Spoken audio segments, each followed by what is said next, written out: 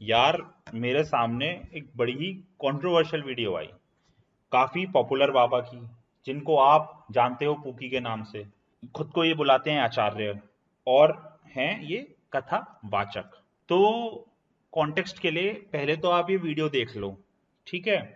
फिर हम इसको धीरे धीरे समझेंगे, खोलेंगे कि भाई ऐसी बात कोई कैसे कर सकता है। एक समझदार आदमी ऐसी बात कर कैसे रहा है। समझदार बोलते हुए थोड़ी मुझे हंसी आ गई, लेकिन ठीक है, हम अभी देखते हैं इसको। और मैं आपको सही बताऊं, मेरा बहुत ज्यादा मन था नहीं इस बात को करने में। यार, मैं खुद अभी 25-26 साल का हूं, मैं 35-40 साल के जो जिनको लाखों लोग सुनने जा रहे हैं डेली, उनको बैठ के एक्सपोज करूं अब यहाँ पे। उनको बैठ के बताऊं कि तुम्हें क्या बात करनी चाहिए, क्या बात नहीं करनी चाहिए।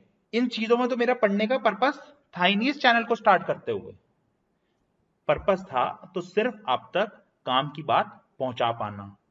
पर फिर मैंने कहा यार कि यार चलो, हमारा भी छोटा सा चैनल ही सही, लेकिन 1000-1500 लोगों तक भी हम पहुंच गए एक सही बात लेके, तो किसी को तो सही बात पहुंचे।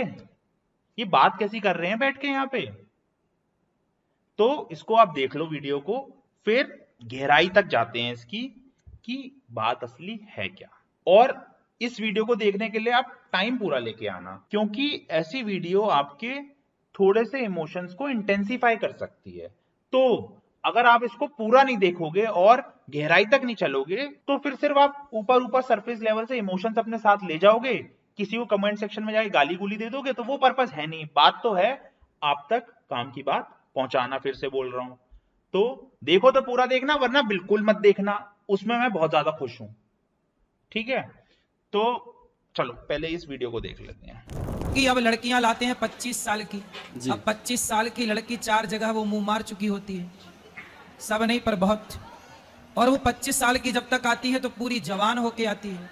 जब जवान होके आएगी तो स्वाभाविक है कि वो अपनी जवानी कहीं ना कहीं तो वो उसकी जवानी फिसल जाएगी या जाएगी। जैसे कि अभी एक लड़के के संग हनीमून मनाने गई, परंतु वो किसी और के साथ वो रह चुकी थी, उसके साथ चक्कर था। वो ड्रम वाला केस अभी पुराना हुआ नहीं ज्यादा।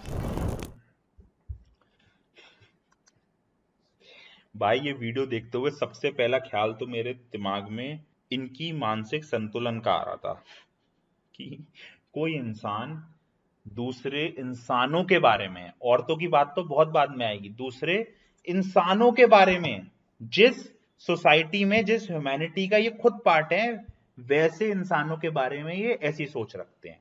इंसानियत से तो नहीं आ रहा ये ख्याल, ह्यूमैनिटी से तो नहीं आ रहा, दूर दूर तक किसी एम्पैथी से भी नहीं आ रहा है। ये तो आ रहा है कि बहुत एक अंदर छुपी हुई इनसिक्योरिटी से, गुस्से से शायद, या फिर सिर्फ और सिर्फ एक अपनी नासमझी से। या हो सकता है भाई इन्होंने भी बचपन से यही सीखा हो। और I am assuming he is also married. मैंने शायद इनकी मैंने कोई वीडियो देखी है शादी वादी की, मुझे नहीं पता, कुछ उनकी बीवी बीवी की मैंने कहीं तो कोई बात सुनी है।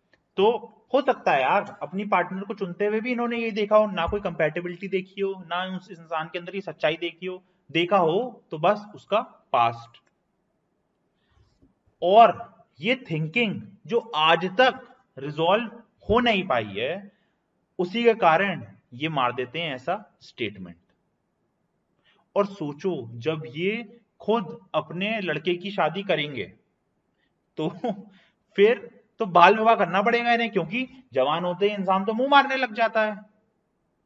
या अपनी बेटी की शादी कराएंगे तो उसका बाल विवाह करा देंगे, क्योंकि वो अगर जवान होगी, 25 साल की होगी, तो फिर वो इधर उधर मुंह मारने लग जाएगी। इंसान एम्पैथी से क्यों नहीं सोच पाता है कि मैं क्या स्टेटमेंट मार रहा हूं ऐसी लाखों जनता के आगे। ये नहीं कि थोड़ी सी एक काम की बात सिखा दे कि भाई आपको कंपैटिबिलिटी देखनी पड़ती है, उस इंसान के संग लॉन्ग टर्म रिश्ता जुड़ पाएगा, ये सब देखना होता है। नहीं, क्या देखना होता है कि वो 25 साल की तो नहीं हो गई और कंपैटिबिलिटी वगैरह सब गई भाड़ में। बस पास्ट सही होना चाहिए, प्रेजेंट और फ्यूचर उस इंसान के संग, फ्यूचर भी छोड़ो यार, प्रेजेंट चाहे कितना भी खराब हो, पास्ट सही होना चाहिए उस इंसान के संग। या फिर हम अपने प्रेजेंट को जज करेंगे उसके पास्ट के बेसिस पे। अगर कुछ भी खराब चल रहा होगा तो सारा फिर हम दोष डालेंगे उसके पास्ट को लेकर। ये तो समझ है ऐसे गुरु में जो भगवान के भक्त हैं, वेद पढ़ाने वाले आचार्य हैं। ऐसी सोच रखते हैं वो इंसानों और औरतों के बारे में। और सबसे दुख की बात तो ये है कि इनको सबसे ज्यादा सुनने भी औरतें जाती हैं। ऐसी जगहों पे ऐसे लोगों को औरतें थोड़ा ज्यादा विश्वास करती हैं, जो इंसान उन्हें भगवान के नाम पे बेचता है होप, भगवान के नाम पे बेचता है डर। तो women are little more devotional. Psychologically speaking, comparatively, most of the women are little more emotional, and there is nothing wrong in it. That's make them more human, more empathetic, more creative, more happy, and that is why they are more devotional towards God, because God in some way act as an emotional strength, act as a hope in many ways. तो अब God के salesman तो यही बाबा लोग हैं, तो घूम फिर के इन्हीं के पास जाना पड़ता है। पर ये तो धंधा करने बैठे हैं। ज्ञान होता अगर तो ये जो माथे पे चंदन, गले में माला, वस्त्र वस्त्र पहन के बैठे हैं इतने भारी भरकम, ऐसा पर्सोना क्रिएट करने की ना जरूरत पड़ती कि ये कोई ज्ञानी लोग हैं।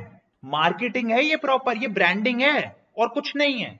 लेकिन करने की जरूरत इसलिए पड़ रही है क्योंकि बातों में ना ही डेप्थ है, ना ही नॉलेज है, ना ही विजडम है। तो अपने आप को फिर इंसान कैसे बेचेगा? अपने ऐसे कपड़ों से बेचेगा जो भगवान के कपड़ों से बहुत मिलते जुलते हैं। क्योंकि हमने जितनी भी बचपन से लेकर आज तक भगवान के बारे में, भगवान की पिक्चर वगैरह, इमेजेस, वीडियो सब देखी हैं, उनमें भगवान भी ऐसी वस्त्र पहन के बैठे रहते थे, मुकुट लगा के सिंहासन पे। ये सब हमने खूब देखा है बचपन से, गले में माला होंगी बड़ी बड़ी, तो ये वही वस्त्र पहन के आ जाते हैं और एक अपना सिंहासन लगा लेते हैं, जनता को नीचे बिठा देते हैं, जिससे कि ऑटोमेटिकली सबकॉन्शियसली अथॉरिटेटिव पोजीशन में आ जाए। और जो नीचे जमीन पे बैठे लोग हैं जो इनको सुन रहे हैं, वो एकदम से ऐसा फील करें कि हमें इनकी बात सुननी है, ये हमें कुछ बताएंगे ऊपर से।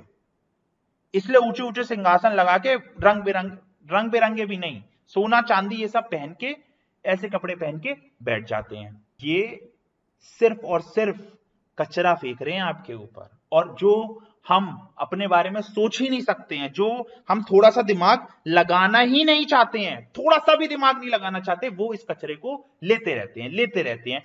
खाली दिमाग है, कचरा डालते रहो, डालते रहो, डालते रहो, हम ले लेंगे सारा कचरा। मैं यार अभी कमेंट सेक्शन पढ़ रहा था, इस वीडियो के कोई कमेंट सेक्शन मैंने नहीं पढ़े, लेकिन कोई खुशबू पटानी करके इन्फ्लुएंसर हैं, उन्होंने इसके अगेंस्ट कुछ बोला हुआ था और मैं उसके नीचे जाके कमेंट पढ़ रहा था। यार मुझे अब ये समझ नहीं आया कि ये इस बाबा का इंपैक्ट है या फिर सोच ही लड़कों की ऐसी हो गई है, मेरे को नहीं समझ आई ये बात। लेकिन उसके कमेंट्स आप पढ़ लो, चलो पहले पढ़ लो, फिर हम इसके बारे में आगे बात करेंगे। पहले पढ़ लो इसके कमेंट्स,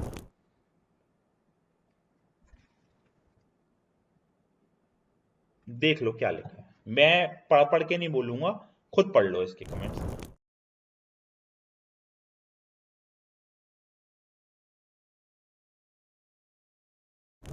ये हाल है इंडियन मैन की मार्केट का।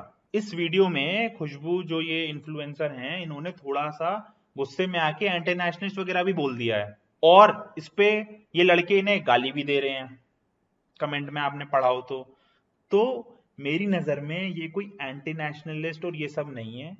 ये सिर्फ वो हैं जिन्होंने आज तक लड़कियों से कभी बात करी ही नहीं है।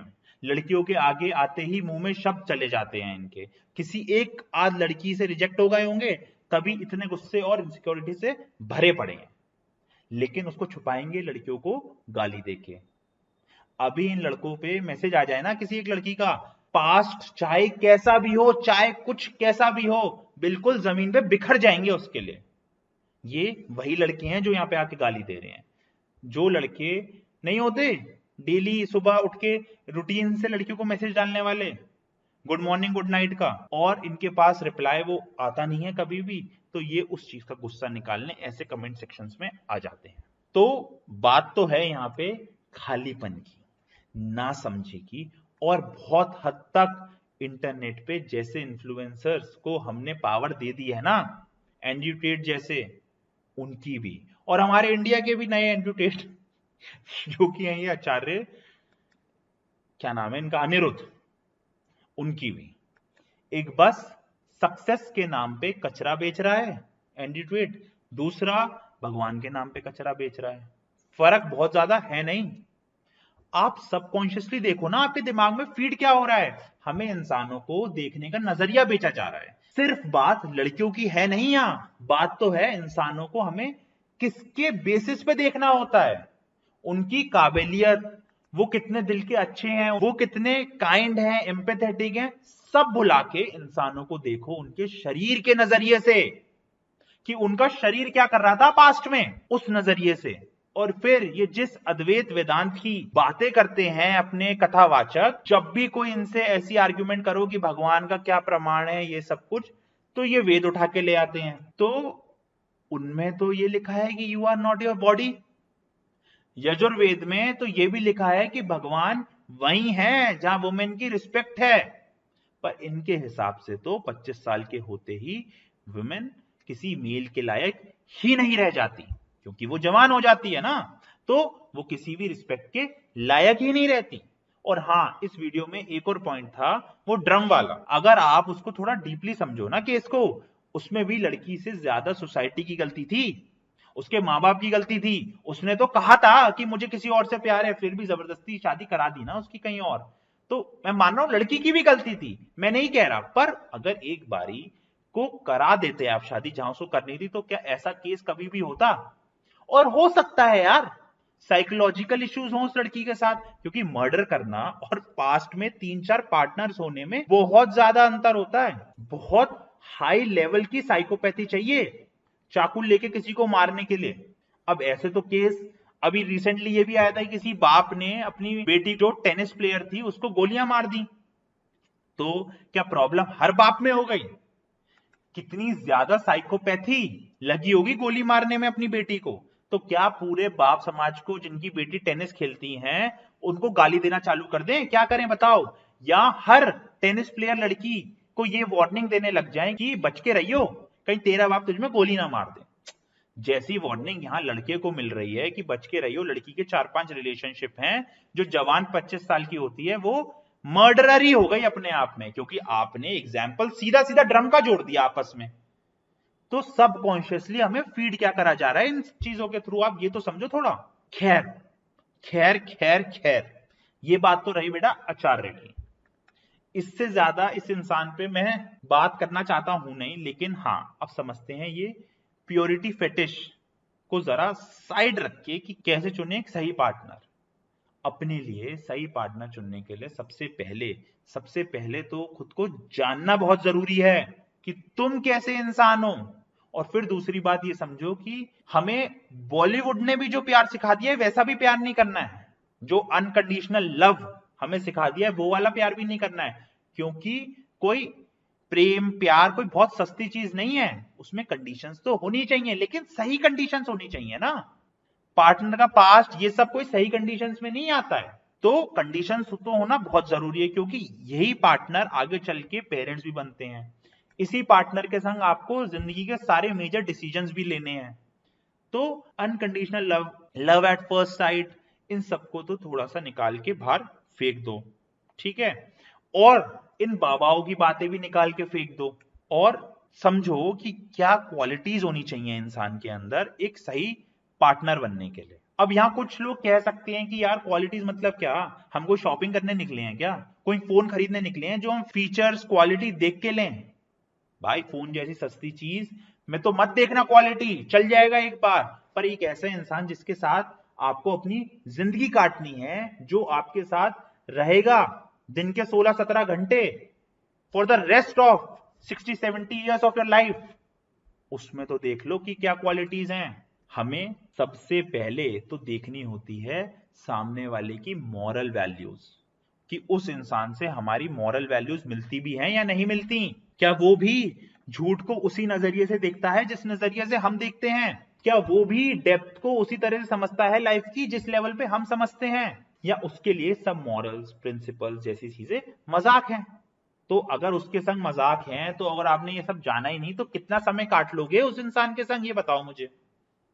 दूसरा और बहुत जरूरी मार्कर होता है एम्पैथी एंड काइंडनेस का। क्या उसमें भी आपके जैसी लोगों के लिए एम्पैथी है? जब आउट ऑफ द वे जाके आप किसी की हेल्प करते हो तो वो उसको सपोर्ट करती है डिसीजन को। जिस डेप्थ से आप सोसाइटी को देखते हो, जिस नजरिए से आप देखते हो, ओपन माइंडेडनेस से, क्या वो भी देखती है उस ऑप्टिमिस्टिक व्यू से? अब यहां ये बहुत इंपॉर्टेंट है, सबसे पहले तो खुद को समझना और खुद को जानना, और पहले खुद को वैसा इंसान बनाना। पता चले कि खुद तो एकदम ही पेसिमिस्टिक हो और ढूंढने निकल गए और ऑप्टिमिस्टिक इंसान, फिर उनके ऑप्टिमिज्म पे तुम हंसो। एक पता नहीं कहां मैंने किसी को सुना था कि what is the best relationship advice for you, that is to make a list what you want in a partner and then be that list। कहीं इंस्टाग्राम पे ये बात आई थी, तो मैं तो इसको एक डिग्री और पुश करके आपसे कह रहा हूं कि वही आप बनो, फिर वैसा ही इंसान आप अपने लिए ढूंढो। मार्कर्स यही हैं, मॉरल्स, प्रिंसिपल्स, एम्पैथी, काइंडनेस, इससे ज्यादा बहुत नहीं है। और हाँ, एक चीज और क्लियर कर दूं कि पास्ट में मल्टीपल पार्टनर्स का होना प्रिंसिपल्स या मॉरल्स में काउंट नहीं होता है, क्योंकि मुझे पता है ना लोग या सही मॉरल्स की डेफिनेशंस भी जो उन्हें बचपन से सिखा दी है, समझा दी है, जो ये गुरु लोग बोल रहे हैं, क्योंकि यही है मॉरल्स के असली सेल्समैन। तो जो ये बोल रहे हैं उन्हीं को आप मॉरल्स और प्रिंसिपल्स में काउंट कर लोगे अपने। तो इनका कोई आपस में संबंध नहीं है। हम हाई मॉरल्स के नाम पे खुद को ही बेवकूफ बना के रखते हैं कि अरे हम तो बहुत हाई मॉरल्स वाले इंसान हैं, हम तो सीधा शादी ही करेंगे, और फिर ऐसे किसी से गलती से शादी हो गई जिसके पास्ट में एक आध रिलेशनशिप भी रहे हो, तो उसको पूरी जिंदगी बैठ के जज करते रहेंगे।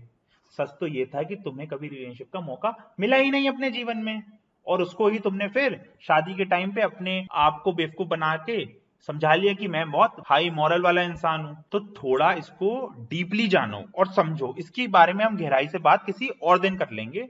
अभी के लिए ये समझ लो कि आपको देखनी है सामने वाले इंसान के संग कंपैटिबिलिटी, ठीक है? और बस, और इससे ज्यादा हमें कुछ देखना नहीं है, ठीक है?